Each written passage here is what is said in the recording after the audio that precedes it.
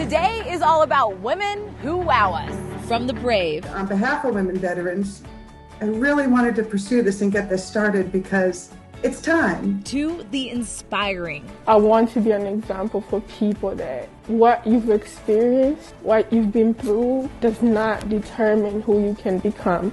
These ladies are all about lifting up others. Caregivers are just absolutely the heartbeat of our society, and we have so much to learn from them. And spreading a little joy to those around us. Could you have imagined when you first started that it would grow this big?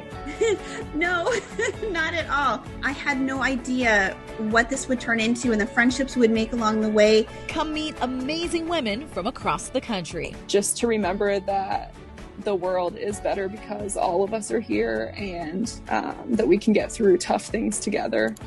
Welcome. I'm your host, Michelle Macaluso, and this is Good to Know.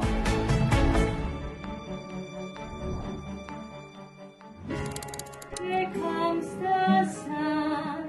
It just brightens up the day, it brightens up the room. It's been quite an adventure, and I've met lots of new people through this, and it's just really been a fun way to be social and interacting with people. My hope is that we have empowered people and we have made a difference, and that this will inspire others to continue to carry this on in many other ways. Prove that just a normal, everyday person, but I'm able to make a big impact. We never thought it would turn into this, not in a million years. This is something that we have made just for you, and this is something that I think is going to help you a lot right now, and we want you to have it.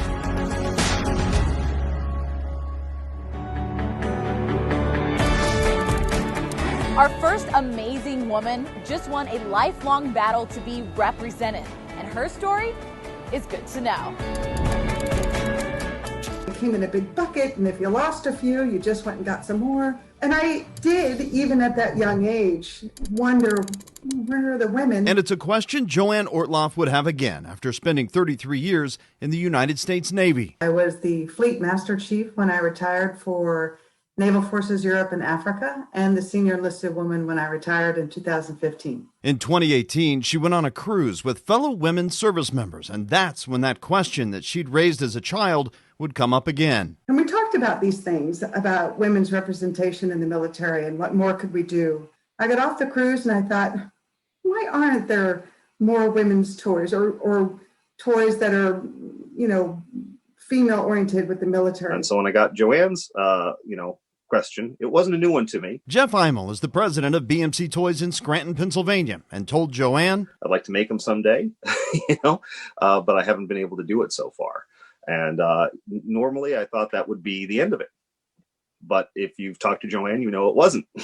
On behalf of women veterans, I really wanted to pursue this and get this started because it's time. Over 1.3 million women have served and serving now. And pursue it she did, pushing support through her fellow women veterans.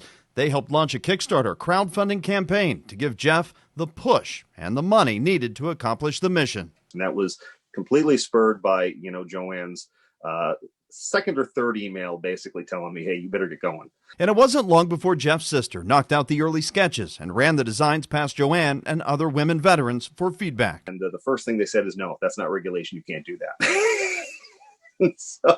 So they took away the hair immediately. Fine-tuned designs eventually get the machines moving. Pre-orders being boxed up in a warehouse in Akron, Ohio.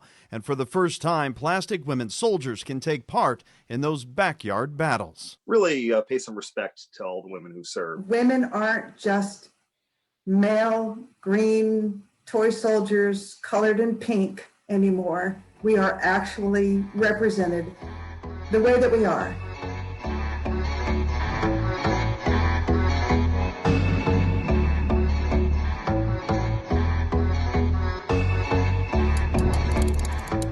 It can be a lot, and I don't think people always realize the toll that it does take just day to day. Deidre Remtima grew up watching a caregiver in action after her grandmother was diagnosed with multiple sclerosis.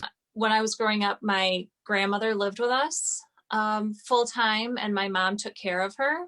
Her mom's sacrifice is inspiring the interior designer to create Room to Renew, a way to reward the hard work of caregivers in West Michigan. I feel like a fresh space, a well-designed, beautiful space is rejuvenating and can actually renew the spirit, can ease stress.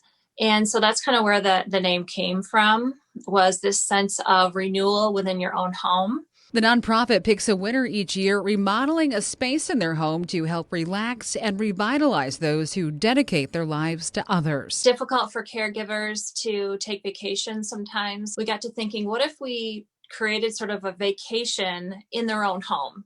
So a place to renew that they can go to that's right there, but that's really just for them. So that's where it came from. So far, Room to Renew has remodeled the master bedroom of a nurse at St. Mary's and more recently redid this porch for Dave Hastings, who, along with caring for his wife Lori, helps to run the nonprofit Lori's Voice, helping children with special needs. It's done. It is pretty emotional, to be honest with you, because you're kind of coming along this journey. You know, with your recipient, you've learned so much about them and what they've gone through, what their journey is. And then you get to leave them with just this new space to relax in. A small way of showing caregivers just how big of an impact they make with their everyday sacrifices.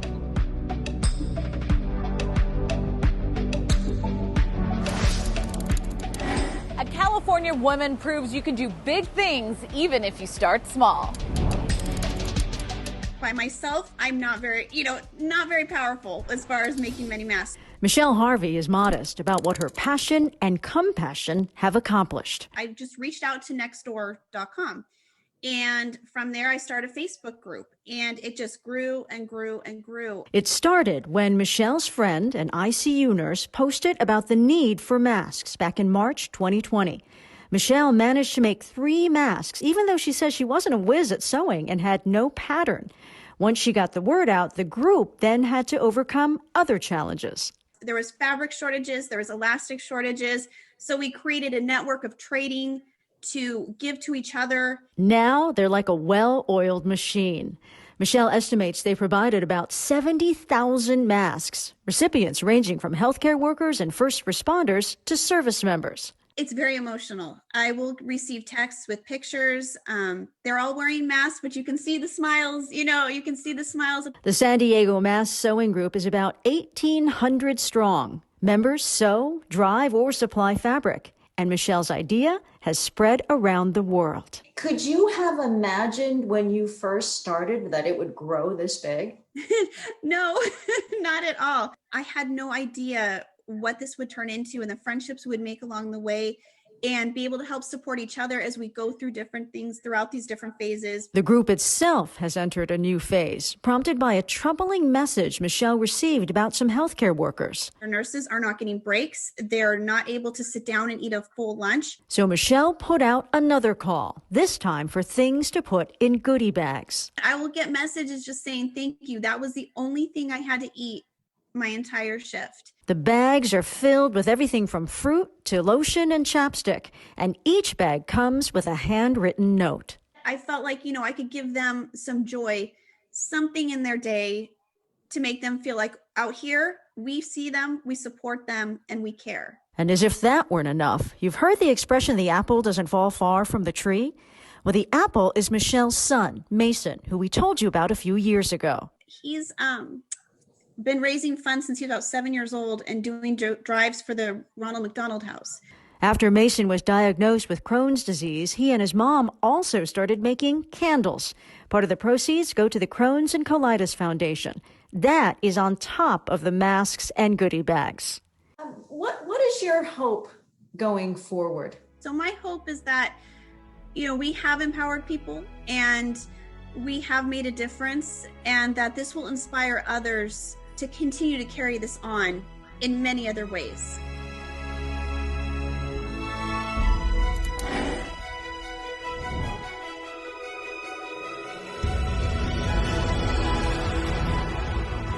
Wow, check out these beautiful quilts.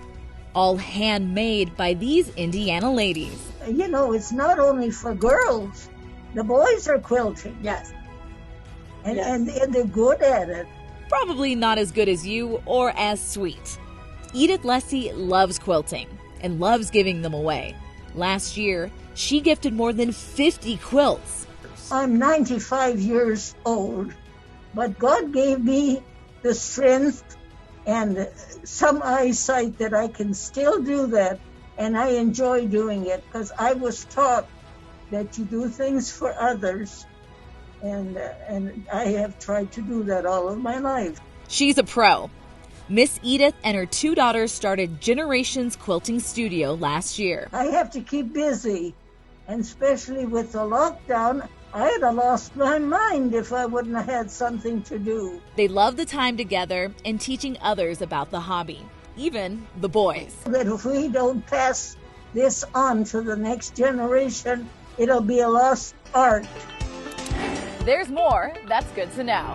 I started Compassion Cards just out of a very hopeless place in my life. I've struggled with depression and anxiety and self-image issues. Come discover more amazing things happening in our communities. It's good to know.